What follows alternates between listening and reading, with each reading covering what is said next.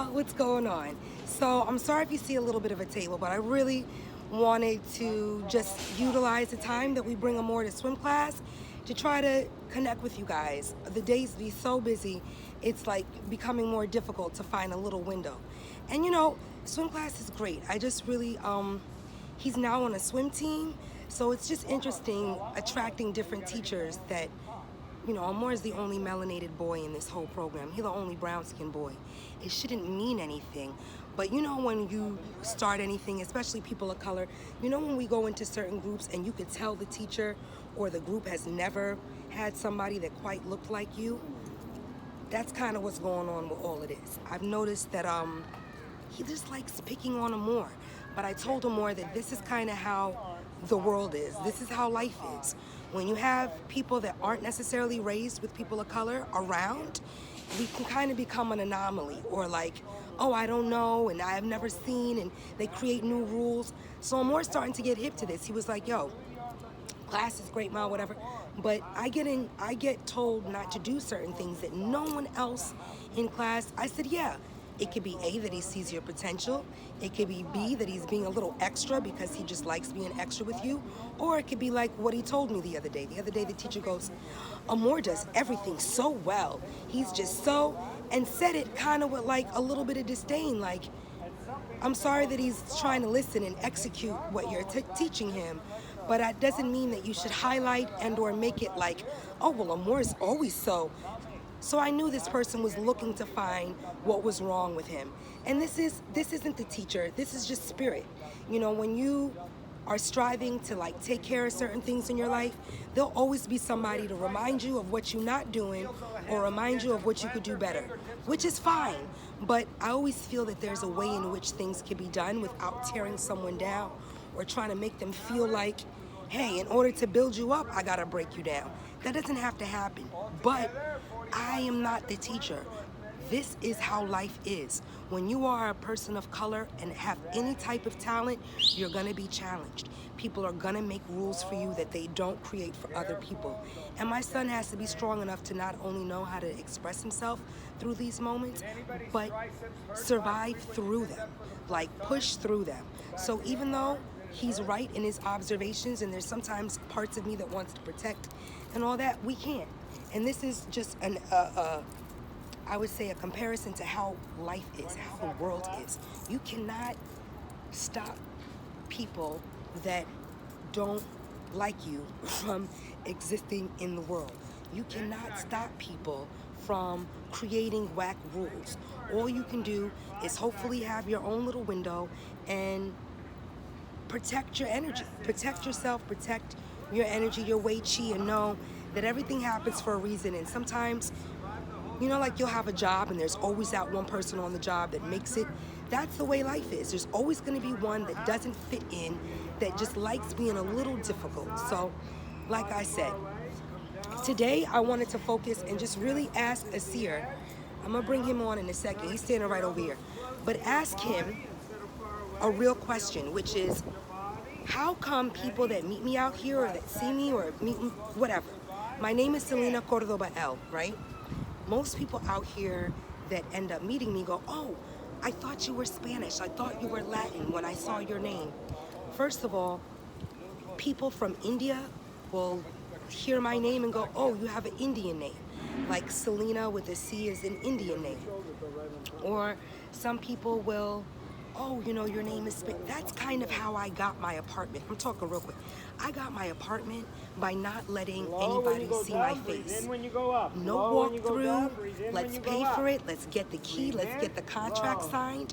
Because when people see me, the rules change. They like to be a little bit difficult. Sometimes who cares what and how? I just learned that it's not what everybody else experiences. So rather than get frustrated or compare myself to that, I just keep it moving and try to get the best results. So I learned moving out here, I didn't know that I moved to the white neighborhood. I didn't know that. I didn't know that that's BS to me, people of color. Like, the people of color spend just as much money on rent, but they live over the bridge, not near the beach. I didn't know living near the beach was like an offense, or was like, oh, you live over there? first of all, I'm just trying to find a nice little camera 2 situation coming from New York. So I knew I wanted to be near the buses or be near public transportation back in the day because I didn't have a car 10 years ago.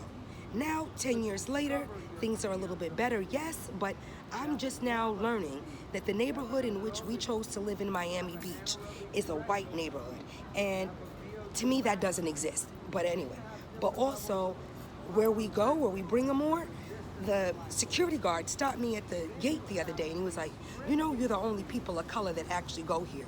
And I was like, well, you're here. He's like, yeah, I'm an employee. And what I realized is that all the people of color that are here are workers. None of them actually bring their children, bring their families, and that's fine. It's not for me to compare. I just realized when the security guard said that, I said, okay, well, I'm at the white spot. Where's the Black Cultural Center? Where's the center where I could take my son swimming? And he was like, he got quiet. He's like, there is none. I said, exactly. And the one that does exist, the Little Haiti Center, is never open. It's never running classes on time. Like, I would love to support that, of course, but there ain't nothing to support, and it's disorganized and not great. So I don't really, as a New Yorker, you don't think of things in terms of black and white or it's a melting pot. Yeah, people on the Upper West Side might have a little bit more money, but coin don't equate swag. So we never felt like, oh, because I'm not, living on the Upper East Side, I'm not a legit New Yorker or I don't have potential in the future. We don't deal with stuff like that. So even in moving out here, I was like, wow, the security guard has even hit me to the fact that I'm not cool enough because I live. Let me tell you something. We gotta sometimes infiltrate and remind people in this whatever communities that people of color can exist, and we don't only have to be employees and workers. We can enjoy the same after school that other people enjoy. And why does it have to always be brought down to color and race? Well, because Celina, you're the only people of color in your building that live in your building and don't work there. Well, maybe my presence will allow other people of color to be present in the future. But in the meantime, I'm not gonna not take my son to swim class. I'm not gonna not enjoy different programs because when I walk in, I'm the only one of color. Like, dude, I've been experiencing this my whole life. Even at Syracuse, I was the only woman in my department, the theater department, that had this color skin.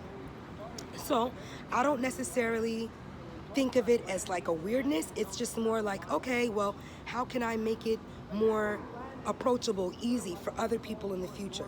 And again, people over the age of 70 sometimes tend to have their tendencies.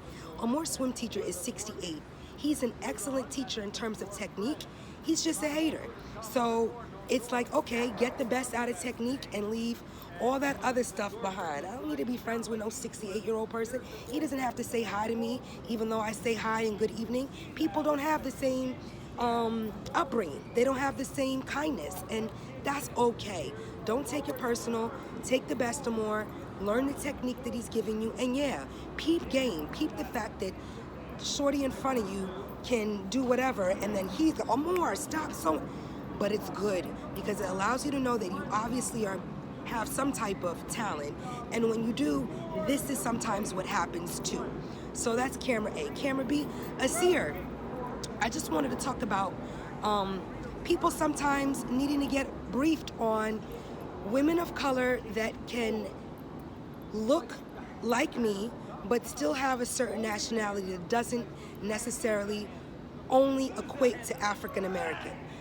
Knowing that my family erected a lot of stuff in Spain, we were Moors that existed in Spain. Cordoba is a Spanish Moorish name because before the Moors before we looked like this. Castilians didn't always exist on the scene, and in order to get anything of a light hue, it has to start from something a little browner or dark. So I just want to remind people that when you hear the term Spanish or Latin American or Cuban, Panamanian, Dominican, those are certain countries that as soon as you hear that, you think people of a darker hue.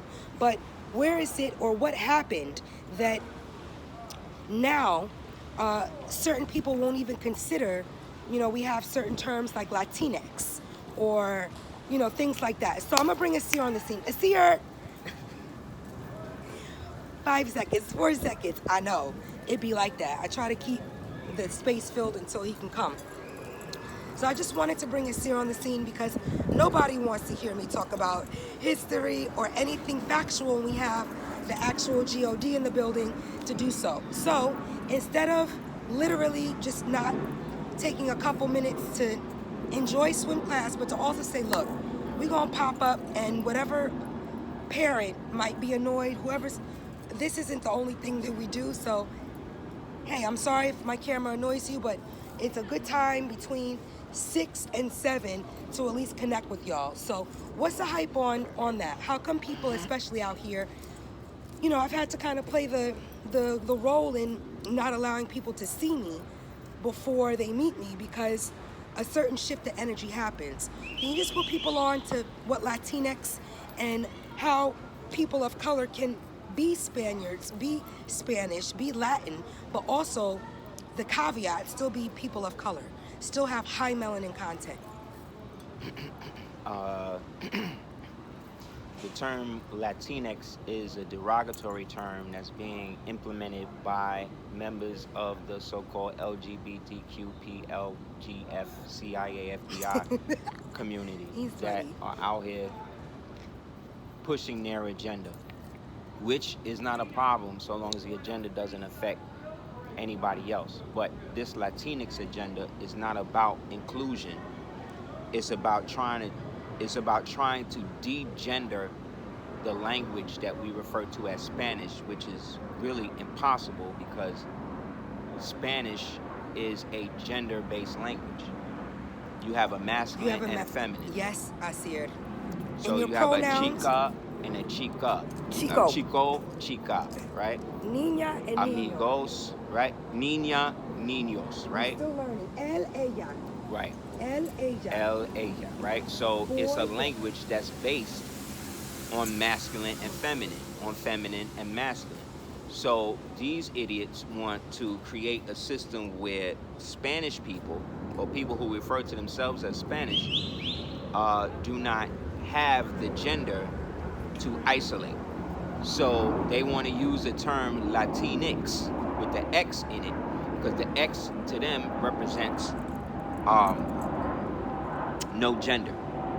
So they want you to be Latinx instead of a Latino, which is a boy, or a Latina, which is a girl.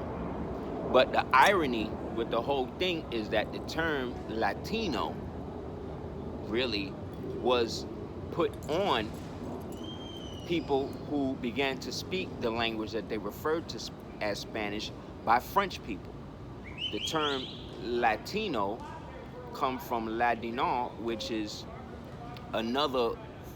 it was a term that the French who were fighting the Haitian Revolution was trying to use to give to people who would eventually refer to themselves as Dominican, so they wouldn't see themselves as what they were, which is basically Haitian people. You see what I'm saying? And so because the French wanted to drive a wedge between the predominantly French speakers, you know what I'm saying, from France, as opposed to the speakers of Creole and French in Haiti, what they wanted to do was separate the Spanish ones from the regular so-called Haitian French, and then make it like they was different. So you have a group of French people who come up with a term called Latino or Ladino or Ladino, Ladino, right? And then they got French people during the Revolution to adopt it. And so this became the way that they began to try to create a wedge between the true revolutionaries of the revolution, so that way they would see themselves not the same way as the Haitian people. So this way, by the time that the so-called Dominican people started to come in, they would again separate themselves from the greater so-called people from Haiti.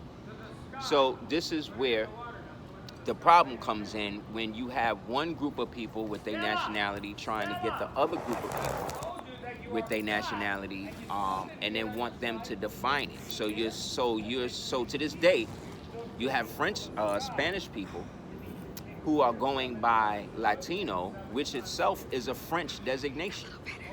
You know what I'm saying? So that's crazy.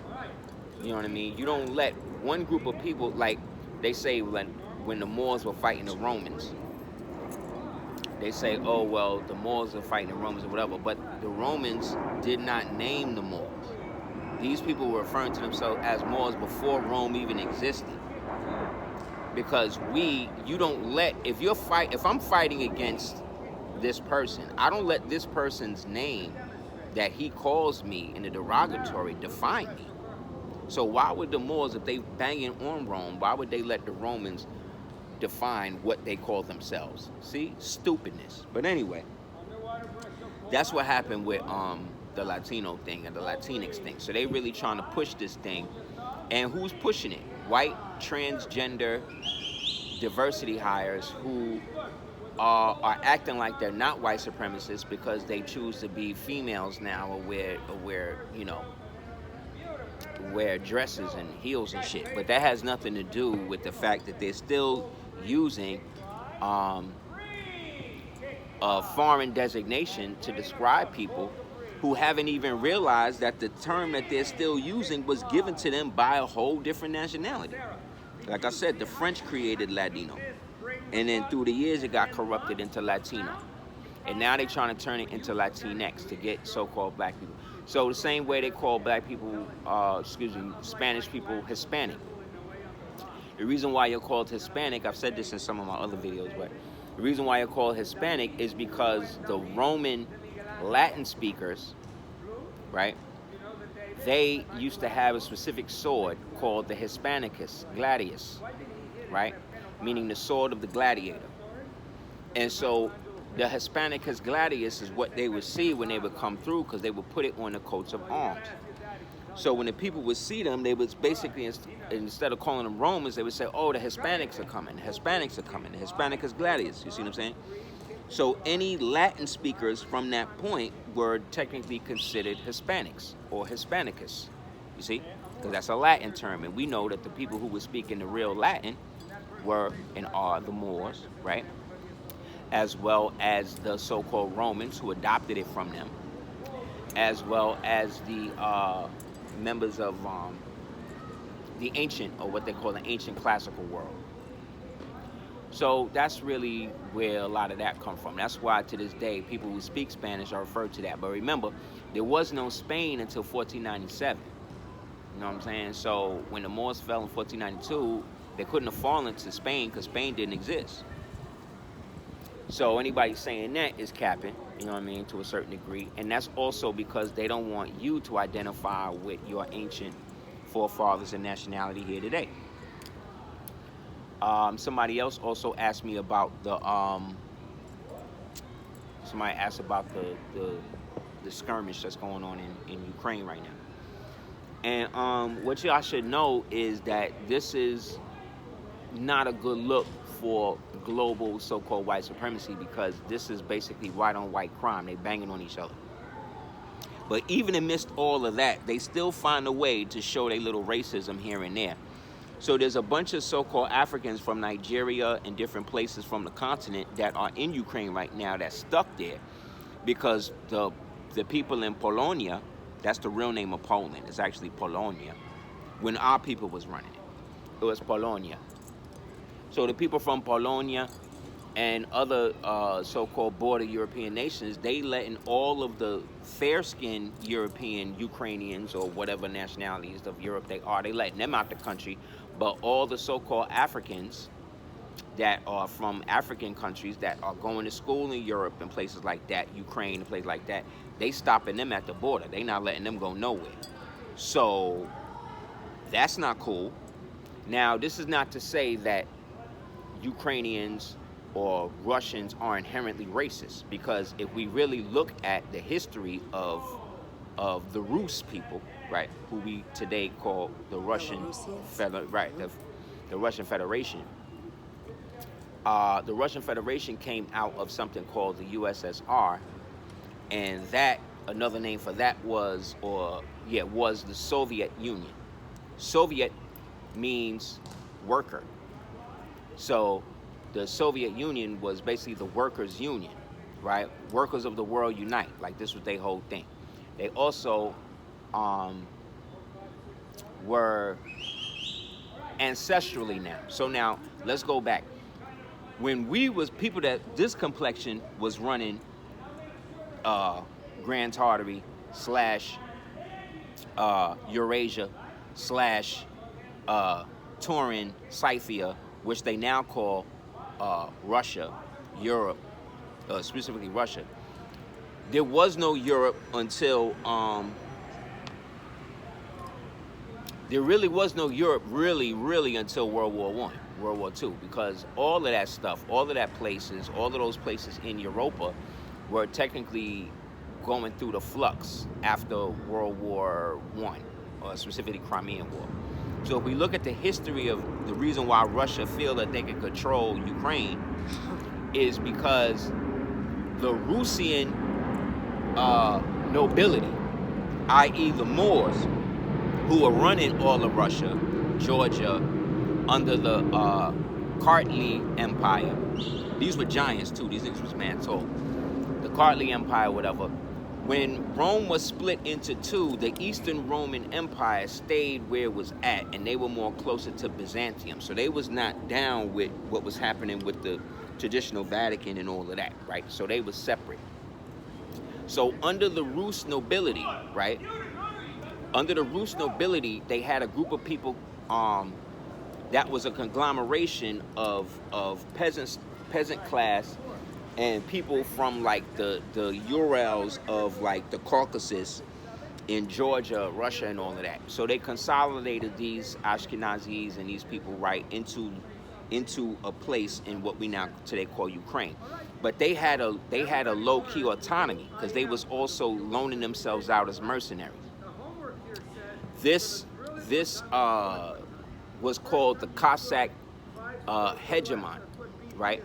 And the Cossack hegemon was basically a group of mercenaries that was running the people they call the Cossacks. And these Cossacks dwelled in the area today we call Ukraine. And so for years, the Russian nobility would use the Cossacks basically to launch raids and then, do shit for them, pay them to shut people down. But behind the scenes, the Russo nobility was very, very leery of the Cossacks. So essentially, they set them up in what became a massacre, the Hegemon massacre. And then what happened was, from that point on, Russia created more of a heavy jurisdictional balance over the Cossack, what was left of the Cossack Hegemony, and then they absorbed them. So this was the state of affairs for hundreds of years until, I would say, the time of the first Balkan War, when your man Clinton and them got in there, and they was backing this madman named Slobodan Milosevic. And he was there basically trying to ethnic cleanse, get rid of what was left of the Muslims there, because low-key they said that he was being funded by Putin and them. This is the story. So Putin and them, the Russians and them, from this now feel like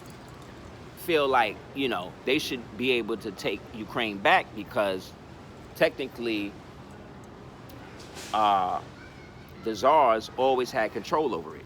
Now Tsarist Russia, Moorish, which I call Moorish Russia, was shut down with the assassination of Tsar Nicholas II.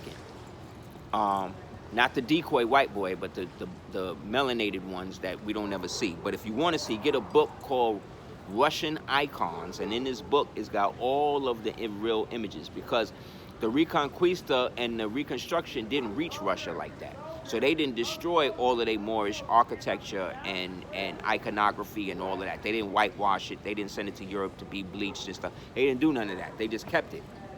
That's also what established them outside of Europe, because believe it or not, Russia's always been kind of like the bitch of Europe. First starting with going back to the war with Napoleon, another melanated man, warring against the Tsar. They took mad casualties, because Russia is like lowland, so it's easy to kind of like go over. And so with the Napoleon exercise, they lost mad people. So by that time, they made a promise it wouldn't happen again. So by the time World War II came around and Hitler was coming through with everything, like they lost mad casualties. They lost mad people. Then after Hitler, Stalin comes in, you know what I'm saying? And he basically pick up the same promise, but instead he wants to get rid of what's left of anybody that's not phenotypically Russian to him. So he led a massacre of over, they say, 30 million of his own people. You see what I'm saying? Which totally got rid of the melanated homogeny and the melanated peoples that was basically still in control of major parts of the Kremlin and all that. Like, why you think they got onion domes like Muslims and shit like that? Like, because all of Europe, up until the time of the czars and these people, the destruction of them, were Moorish nobility, i.e. all the locusts are coming. i.e. Roman nobility. You'll see them. So, long story short, they shut all of that down. Also, yeah, they come out at night. Also, what happened was after World War II, Stalin and Russia and these niggas really tried to court and become a part of NATO. They try to, how we was raised, communists is evil, the Russians is evil. You don't deal with any of their history. They're horrible. But when you really read the story and the armistice stuff of World War I, World War II, specifically when Russia was trying to petition to get into NATO, the United States was the ones that was hating on them. The United States was the ones that was acting like, no, we can't be that. The United States was the one that set off the Cold War. It was them. Now, again, I'm not backing no communists. I ain't with that. But what I'm saying is the historical truth is the truth. Russia did try to curry favor with the United States and all that, and these niggas gave them, the United States government gave them their ass to kiss. And instead set up about 80 years of an espionage war that we call the Cold War. All because they didn't want to play nice with these niggas and let them into the actual NATO Union. And because of that, Russia decided that they weren't, I want to take this. How many there are? Russia, they didn't want to expand so much outside of their own borders, but they still wanted to have influence over all of the European nations that they helped free, because they did. They helped free. Russia was the real hero, real talk. One of the real heroes of World War II, because what they call World War II, because they picked up the most casualties, B. By the time these niggas was in Normandy coming in, Russia had already pushed the blitzkrieg that Hitler and them niggas was doing during the Battle of Bulge. They already pushed them all the way back. They had already been moving into Germany. And by that time, everybody that was fighting against them wanted if they had to surrender, they would want to surrender to the French or the United States or the British or something. They did not want to surrender to the Russians, because the Russians was going to kill everybody. You understand? Because, again, Russia was low-key cursed when they killed their monarchy, when they killed Tsar Nichols and them, under the auspices of Stalin and shit, because that was the spiritual connection as the empire of Russia that was connected to the old world, connected to us. You know what I'm saying? Like, I know a couple of melanated people who named Boris. You know what I'm saying? Like, I knew a couple of melanated people in New York named, like, Yuri and Alexander. Like, all of those are Russian names. You know what I'm saying? So, yeah, right? They out. So, long story short, they really United States gave Russia their ass to kiss, and that led up to 80 years worth of what we call the Cold War. So by the time your boy Putin came in, this nigga then came up in Spetsnaz. He had been Spetsnaz, for people don't know, that's like Russian CIA. So you got KGB, which is like CIA, but Spetsnaz is like above that. That's like Mossad now in Russia. So these niggas basically decided that they were going to start an expansionist regime, and they were going to destabilize the West. How was they going to do that? They were going to destabilize the West by promoting divisionism amongst all the other Western nations. So here in America, that translated to people like a guy named Levinson or Steven, I forget his name, either Levinson or Stevenson. This was the guy that started the communist programs in the United States, and one of his biggest teachers was a dude named Martin Luther King. And Martin Luther King, who went and studied at the Communist Farm. Martin Luther King? Yeah, Michael Luther King, who studied at the Communist Farm, then took that information and applied that to the so-called Black Civil Rights Movement. You understand?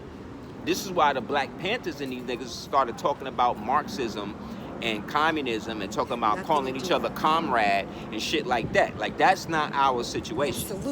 Salute. Yeah, salute. Calling each other comrade, all of this other type of shit. You know, power to the people, like the Black Fist.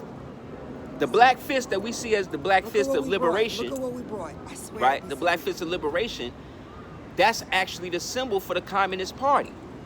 That was adopted by the so-called Black Power movement. See what I'm saying? When this was all instituted in America by the KGB and these niggas.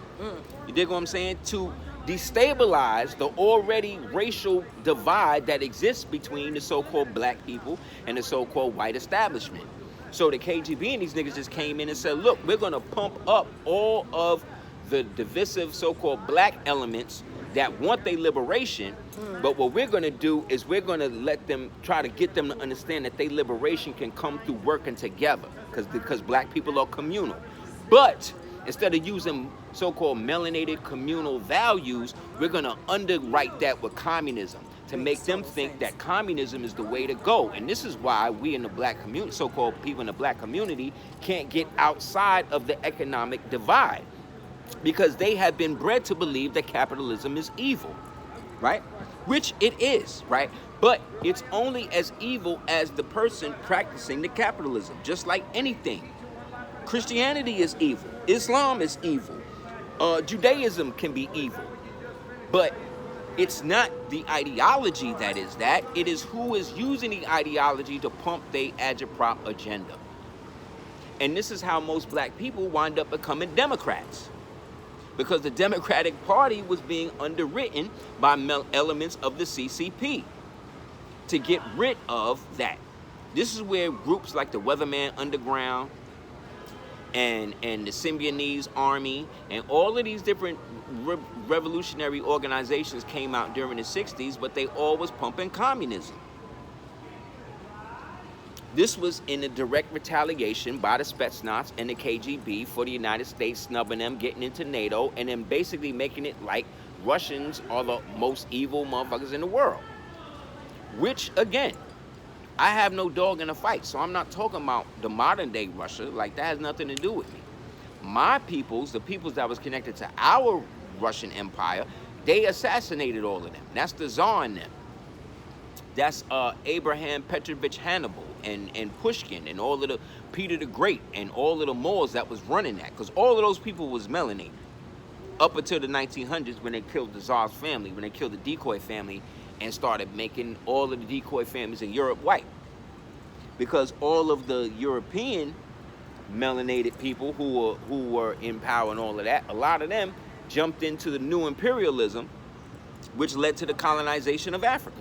Starting with Lord Stanley Morton and them, another melanated man. All these people are melanated. None of these people ruling shit was white until later. So it is what it is. So the current thing, so what the United States started to do was basically urge to get the Berlin Wall broke so that way they can homogenize those kingdoms around, those states, these newly formed states around Russia.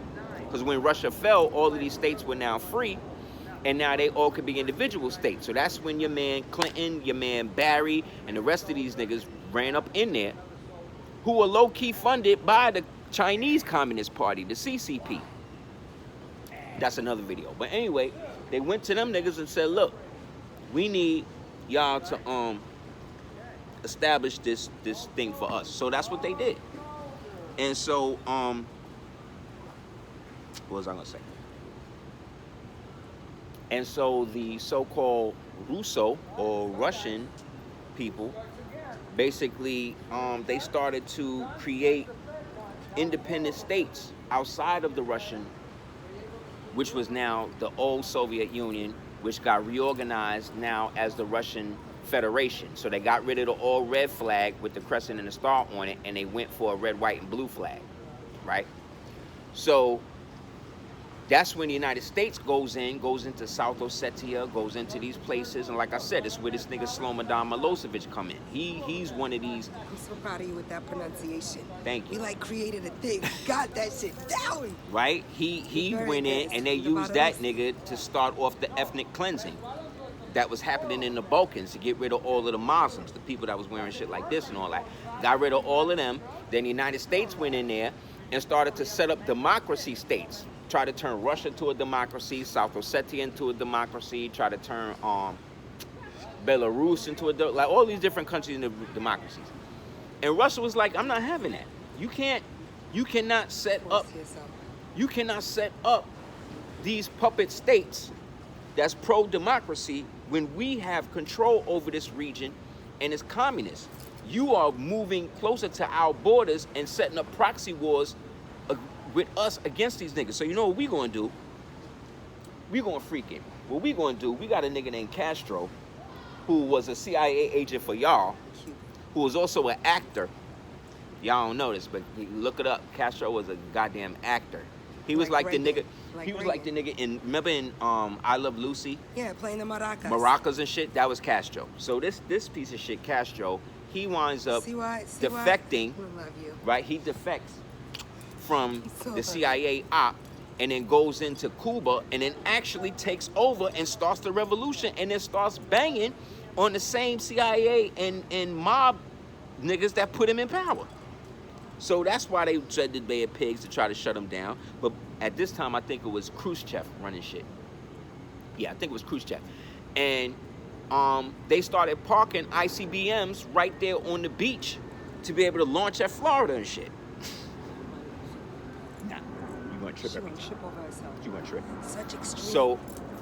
So long story short, Moors, it just turned in. It got progressively worse, and these niggas basically lost the Bay of Pig invasion, lost Cuba, and now it's perpetually communist. So with this current situation, you have a communist nation that's directly supported by by the Russian Confederation, about 35 miles off of the coast of Florida. You understand? So you think that's bad, but see this. So now you know how this nigga Putin felt when these niggas was setting up bio weapon bases all around Ukraine. Now they say, oh, that's not true, that's cap. But if you look up, go to the UN website or U.S. government website and type in joint Ukrainian United States bio labs or bio research. Type that in, and you're gonna see that all of these bases is in Ukraine, and they dealing with bioweapons, much like the shit in Wuhan and all the other shit they set up. Now the problem with the narrative is there's a patent in the virus, therefore it was man-made. So before we even get into that, we get into the fact that when your boy invaded Ukraine, he's following the means of invasion or the rules of occupation. And in the occupation, one of the rules is you can't, if you're gonna occupy and take it over, one, the people can't know. So if the people do know, then it's not an occupation, it's an invasion. But there's two types of invasion. There's a hard one, there's a soft one. The soft invasion is when they go in and only hit military targets, which is what he did. But there's a map going on in the internet that shows that the targets the nigga hit all happen to be where these so-called joint biolabs was at. So what he didn't do was blow up the railroads. What he didn't do was blow up the power plants, at least not yet. He didn't blow up the railroads, the power plants, the military buildings, barracks and shit like that. Those are usually the first things to go. He didn't hit none of that. Only thing he hitting is these little bases that they strategically put in residential areas. You understand? Most of these biolabs and shit they in residential areas where they not supposed to be. But this is where he hit. Instead of like any other agreement, any other invading army, when they come in and they shut down the infrastructure. They hit up your power plants, number one. They hit up your water treatment facilities, number two. They hit up your railroads. They hit your basic infrastructure. You see what I'm saying? He ain't do none of that. Like, niggas still on the internet out there. People still going to the store. Like, people still got running water. That's not what happened with Iraq. Y'all remember when these niggas went into Iraq? Y'all remember that? First thing they did was shut down what? The power plant, the water treatment plant. They secured the nuclear shit. That's the other thing he did. The first thing he did was secure the nuclear Chernobyl power plant. Why? Because he knows that these niggas is crazy. And what they'll do is they'll pop it off, shoot off a nuke, and act like he did it. Then what does that do? That creates a giant nuclear dust cloud that now is going all over Europe. And now that forces the other European niggas to come in. You see what I'm saying? And hold them down. When really this is about Ukraine standing up to Russia. Everybody that want to help Ukraine, you could do that. But really, this ain't got nothing to do with nobody else but Russia and Ukraine. You know what I mean? And again, Russia, remember, this nigga took over the Crimea. He took over Crimea a little while ago. So what they're trying to do is reconsolidate themselves, reestablish their infrastructure, create a buffer state between him and the puppet New World Order states that they done set up. So like I said, this shit goes south. China is then going to go into Taiwan. If that happened, then North Korea is going to go into South Korea. And then it's just going to be on. You know what I'm saying? So for those of us who actually have nationalities, right, who understand the historical aspects of some of the stuff that we talking about, for us as Moorish Americans, I think the first thing we need to do, one, is consolidate the fact that we are American nationals. We ain't got nothing to do with the United States as a criminal regime empire currently being run via Beijing. We don't want to have nothing to do. We don't got nothing to do with that. And again, Putin ain't really fucking with.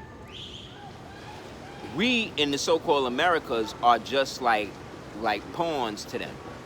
So you ever go on Facebook and then somebody start arguing with you for no reason, but they're always having to deal with something with you being black or being in black culture and stuff. Most of that is Russian troll farms. Half these niggas is not even real. Know what I'm saying? Like half the people you talking on the internet and all that, they not even real. They bots. It's not even real. So, in essence, Haters.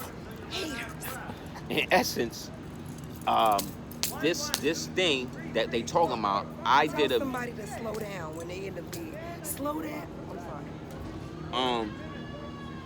You dealing with a bunch of Spetsnaz people. Like I said, your boy Obama, Barry, his real father,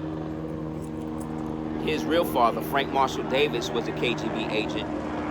Get the book Black Bolsheviks, and you'll read all about that. He was the one that was pimping his mother, Stanley, who allegedly is the daughter of Eva Braun, which would then make Barry the son or great grandson of Hitler, the white Hitler, they saying. Not the black one, Mohammed Hossein. Anyway, so yeah, that's what essentially they're gonna try to do. They're gonna try to flip that off. So here in the mainland, what we need to do is consolidate our assets and resources into hardback commodities. God forbid shit go south, and they send off a EMP, what they call one of the Russian winter programs.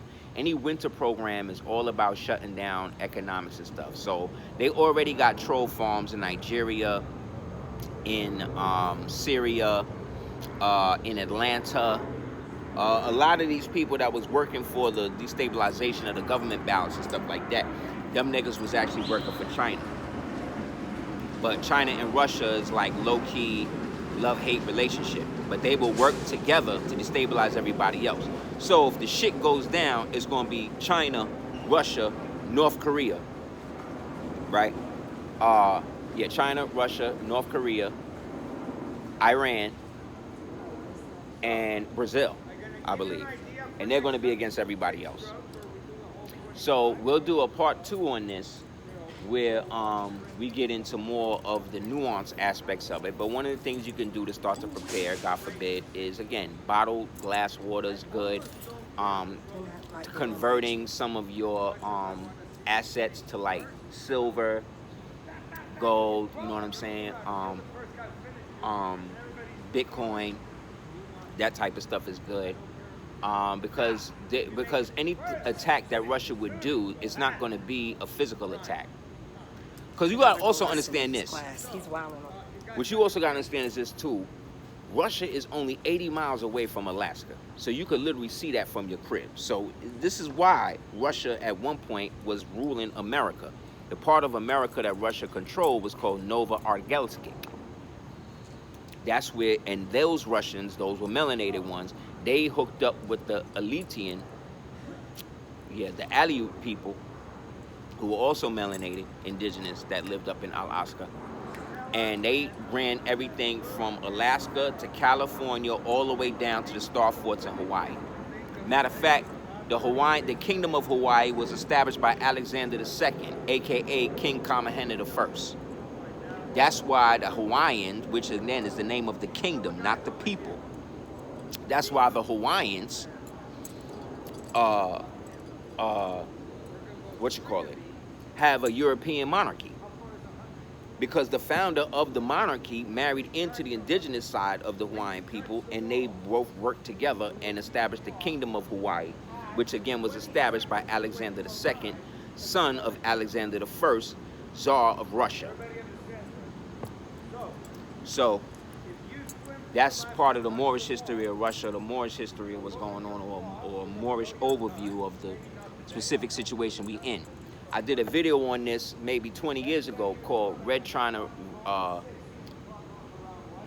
Rise in World War V. You can check out on www.aseerthejuketeers.com. I got an old DVD of it. Big up to brother Azel Bey. He was the host of when we did it at the National Black Theater in Mecca, aka Harlem.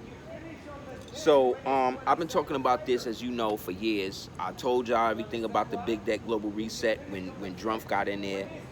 Like, we've been letting you know, and I ain't been wrong since. So, inshallah, you want to hit me up at houseofl@hotmail.com. Please support cordobaorganics.com. Thank you guys for all of the support over the years. Long live the Moorish Empire. The Moorish Empire has national roots in almost every national government on the planet, which is true.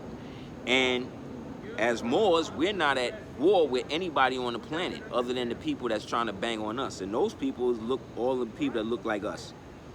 Everybody else in the world is happy when they see Moors, or us as Moors, living our true self under our divine creed of love, truth, peace, freedom, justice, and equality.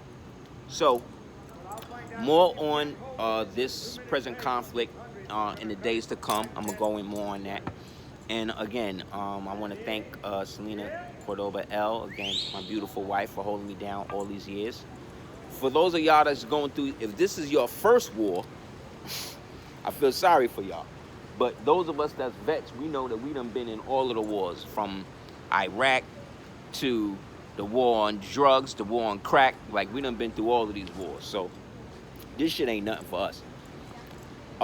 One thing that people also should start to invest in low-key is iodine. I'm looking into that right now. Iodine is a great protector from radioactivity. So again, let's support our so-called melanated people, so-called Africans that's stuck in Ukraine right now. They don't deserve to be in that situation. But as you can see, the white supremacist notion is still rampant because they locking them up. They not letting them out. So let's start to put pressure on these Africans and the nations that they come from to go and get their people up out of there. Okay? Also, Putin gave one of the best descriptions of the current situations in Africa and why Africa could rule the world, but they don't. And basically what he said was because all the Africans, the real Africans, is really Europeans. Just like I've been telling y'all, that the ruling factors in Africa was a bunch of Europeans running shit. But that's another story. So that's it. Peace. Also, check out www.aseertheducateers.com, www.cordobaorganics.com, www. I got another one. Gumroad.com. Type in Aseer the Ducateers in the chat, and you can see a bunch of lectures and stuff like this. But we'll do part 2 another day, another couple of days. Peace.